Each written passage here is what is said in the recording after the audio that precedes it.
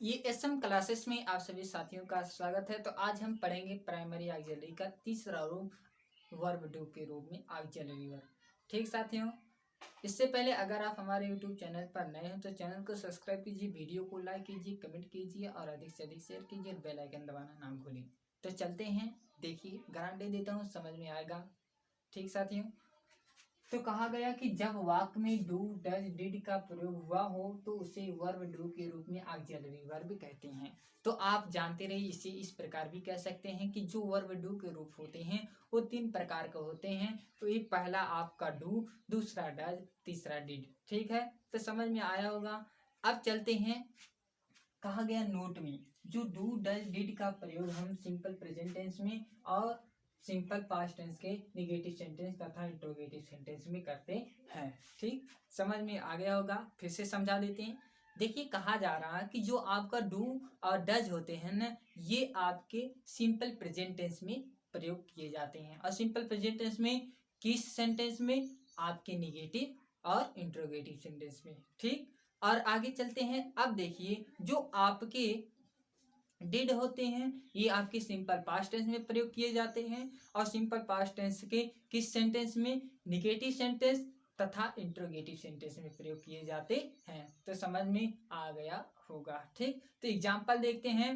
तो चलते हैं, देखिए फिर से बता देते हैं। जो आपके डू डज होते हैं किस टेंस में प्रयोग किए जाते हैं? डू डज आपके सिंपल प्रेजेंट टेंस में निगेटिव और इंट्रोगेटिव सेंटेंस के साथ, और जो डिड होते हैं ये सिंपल पास्ट टेंस में किस सेंटेंस के साथ? निगेटिव और इंट्रोगेटिव सेंटेंस के साथ। ठीक, तो चलते हैं आगे। देखिए, जैसे में ये आपका निगेटिव सेंटेंस है और ये इंट्रोगेटिव सेंटेंस है, और मैं गारंटी देता हूं कैसे पता करेंगे कि ये निगेटिव सेंटेंस है, कैसे पता करेंगे इंट्रोगेटिव सेंटेंस है। तो चुटकियों में आप सॉल्व करके आएंगे। ठीक साथियों, तो चलें आगे बढ़ते हैं। तो देखिए, वह सड़क पे नहीं दौड़ता है, वह सड़क पे नहीं दौड़ता है। तो इस वाक्य के अंत में आप देख रहे हैं कि क्या है? है, तो इसका मतलब प्रेजेंट है, लेकिन इसके पहले ता है, और ता किसमें है? मेन वर्ब में जुड़ा है। तो जब मेन वर्ब में ता जुड़ा रहता है उसके बाद में क्या रहता है से पहले अगर मेन वर्ब में मेन वर्ब के साथ ता जुड़ा रहता है तो वो आपका सिंपल प्रेजेंट टेंस होता है। तो ये सिंपल प्रेजेंट टेंस है, आप समझ में आ गया होगा। और देखते हैं ये कैसा सेंटेंस है। जब भी आपकी वाक्य में क्या रहे? नहीं रहे, तो वो आपका निगेटिव सेंटेंस होता है। लेकिन इससे पहले देखिए साथियों, निगेटिव सेंटेंस भी तो हमें पता चल गया ना कि जब भी वाक्य में क्या रहे? नहीं रहे, तो वो आपका निगेटिव सेंटेंस होता है। और देखिए, कहा गया कि निगेटिव सेंटेंस में कर्ता सबसे पहले होती हैं। इस वाक्य में आप देख रहे हैं वह है, तो वह क्या है? सबसे पहले है। तो सबसे पहले हम इसी को लिखेंगे। तो देखिए, वह का अंग्रेजी क्या हो गई? ही हो गई। जैसे ही लिखें, अब शर्त ये आता है कि यहाँ डू का प्रयोग किए कि डज का प्रयोग करें ना।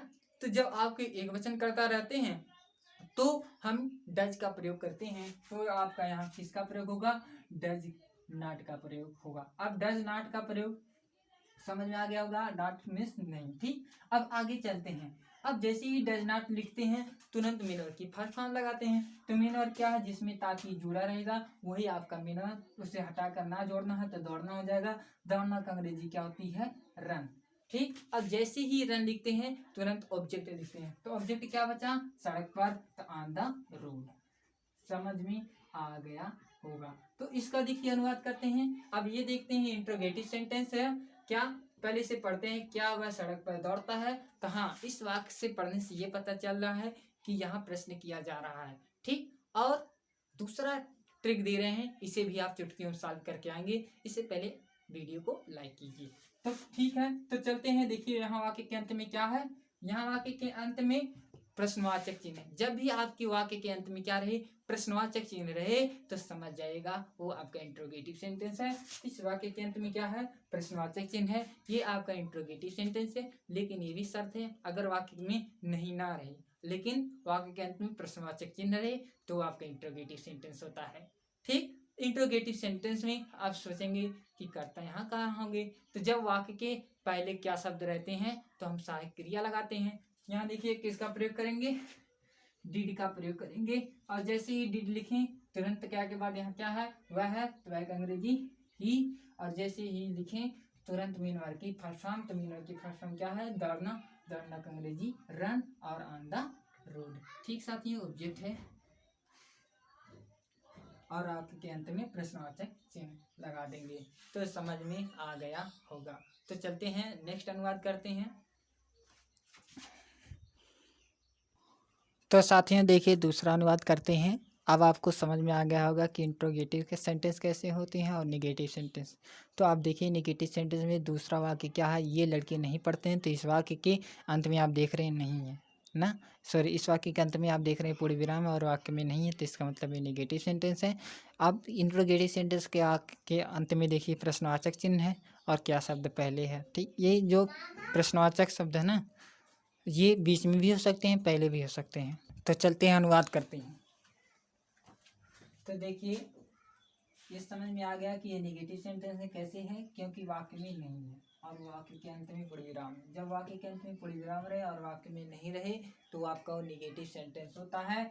और यहाँ देखिए वाक्य के अंत में प्रश्नवाचक चिन्ह है और क्या शब्द है न, वाक्य में जब क्या शब्द वाक्य में नहीं और प्रश्न मतलब जब प्रश्नवाचक शब्द वाक्य में रहे और वाक्य के अंत में क्या रहे प्रश्नवाचक चिन्ह, तो वो इंट्रोगेटिव सेंटेंस होते हैं। देखिए जब वाक्य के अंत में क्या रहे, जब वाक्य के अंत में प्रश्नवाचक चिन्ह रहे और वाक्य में क्या रहे प्रश्नवाचक शब्द रहे, तो वो आपका इंट्रोगेटिव सेंटेंस होता है। तो इसे आप देख के बता सकते हैं ये कैसा वाक्य है, प्रश्नवाचक वाक्य है, निगेटिव सेंटेंस है। और ये कैसा वाक्य है, ये कैसा वाक्य है, इंट्रोगेटिव सेंटेंस है। और ये कैसा वाक्य है, निगेटिव सेंटेंस। कैसे पता चला, क्योंकि वाक्य में नहीं है और वाक्य के अंत में क्या है पूर्ण विराम। जब वाक्य के अंत में पूर्ण विराम और वाक्य में नहीं होता है तो वो आपका निगेटिव सेंटेंस होता है। तो निगेटिव सेंटेंस में कर्ता सबसे पहले होते हैं। तो यहाँ देखिए दीज है, तो दीज है, तो यहाँ इसकी अनुवाद होगा ये है, तो एक अंग्रेजी दीज और लड़के का अंग्रेजी बॉयज। ठीक, यहाँ बहुवचन है तो इसलिए यहाँ डू का प्रयोग होगा और नहीं का नॉट होगा। पढ़ते हैं तो आपका क्या हो जाएगा रीड। तो समझ में आ गया होगा, सॉरी इसका अनुवाद समझ में आ गया होगा। ठीक, तो चलते हैं देखिए इसका अनुवाद करते हैं। क्या ये लड़के पढ़ते हैं, तो यहाँ देखिए क्या शब्द पहले आया, तो इसका मतलब सबसे पहले यहाँ क्या लगेगा डू लगेगा और उसके बाद ए लड़के का अंग्रेजी दीज, लड़के का अंग्रेजी बॉयस। ठीक, बॉयस, और उसके बाद पढ़ना का अंग्रेजी रीड। तो आगे के अंत में प्रश्नवाचक चिन्ह। ठीक, तो समझ में आ गया होगा।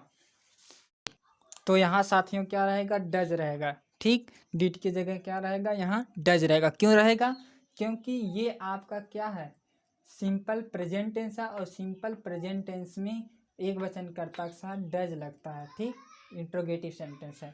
ठीक, अगर आप यहाँ डिड लिखते हैं तो ये आपका वाक्य गलत हो जाएगा। ठीक साथियों, तो इसका मतलब एक वचन कर्ता के साथ डज लगाते हैं इंट्रोगेटिव सेंटेंस में और निगेटिव सेंटेंस में। ठीक, ये यहाँ डज क्यों लिखा अगर कोई पूछे तो क्योंकि ये आपका सिंपल प्रेजेंट टेंस है और सिंपल प्रेजेंट टेंस में इंट्रोगेटिव सेंटेंस है और इंट्रोगेटिव सेंटेंस में आपका एक वचन करता है, इसीलिए यहाँ क्या लगा डज लगा। और डज पहले क्यों लगा, क्योंकि ये आपका प्रश्नवाचक शब्द पहले है, इसीलिए। ठीक साथियों, समझ में आया होगा। तो देखिए साथियों इसका अनुवाद क्या होगा, हम अपना पाठ याद नहीं करते थे और इंट्रोगेटिव में देखिए क्या हम अपना पाठ याद करते थे, इससे ये पता चला कि ये नेगेटिव सेंटेंस है, ये इंट्रोगेटिव सेंटेंस है। तो इसका देखिए अनुवाद क्या होगा, सबसे पहले हम क्या अंग्रेजी लिख दिए और हम आपका देखिए चाहे बहुवचन करता रहे चाहे एक वचन करता रहे, सिंपल पास्ट टेंस में इंट्रोगेटिव निगेटिव सेंटेंस में आपके डिड सभी कर्ता के साथ लगता है। ठीक, तो इसीलिए यहाँ क्या लग जाएगा डिड लग जाएगा। समझ में आ रहा होगा। और जैसे ही डिड लिखें, डिड लिखने के तुरंत बाद मेन वर्ब। देखिए अपना पाठ याद करना का अंग्रेजी होती है लर्न, तो आपका हो जाएगा लर्न और अपना का आवर, पाठ का अंग्रेजी लेसन। ठीक, अब यहाँ डिड क्यों लगा, क्योंकि ये सिंपल पास्ट टेंस है। ठीक, इसीलिए, और सिंपल पास्ट टेंस में निगेटिव सेंटेंस है। आगे चलते हैं, यहाँ देखिए ये इंट्रोगेटिव सेंटेंस है। इंट्रोगेटिव सेंटेंस कैसे पता चला, वाक्य के अंत में प्रश्नवाचक चिन्ह और वाक्य में प्रश्नवाचक शब्द है। ठीक, तो देखिए इसका अनुवाद करते हैं। सबसे पहले डिड हो जाएगा और हम क्या अंग्रेजी वी हो जाएगी, याद करना का अंग्रेजी लर्न हो जाएगा और लर्न लिखने के बाद तुरंत अपना पाठ लिखना। अपना पाठ क्या हो जाएगा आवर लेसन। ठीक, और अंत में प्रश्नवाचक चिन्ह। तो समझ में आ गया होगा। अब इस क्वेश्चन उठ रहा कि यहाँ डिड क्यों लगा रहे हैं, क्योंकि क्या शब्द पहले इसीलिए, और यहाँ कर्ता क्यों लिख रहे हैं, क्योंकि जैसे ही हेल्पिंग वर्ब लिखते हैं तुरंत कर्ता ही लिखते हैं। तो यहाँ हम हो गया, जैसे ही कर्ता लिखेंगे तुरंत मेन वर्ब की फर्स्ट वन, इसीलिए लर्न हो गया। और देखिए जैसे ही मेन वर्ब की फर्स्ट वन आ गया तुरंत ऑब्जेक्ट, तो ऑब्जेक्ट क्या है, अपना पार्ट, तो आवर लेसन हो गया। ठीक, तो समझ में आया होगा साथियों। तो इसका स्क्रीनशॉट ले लीजिए।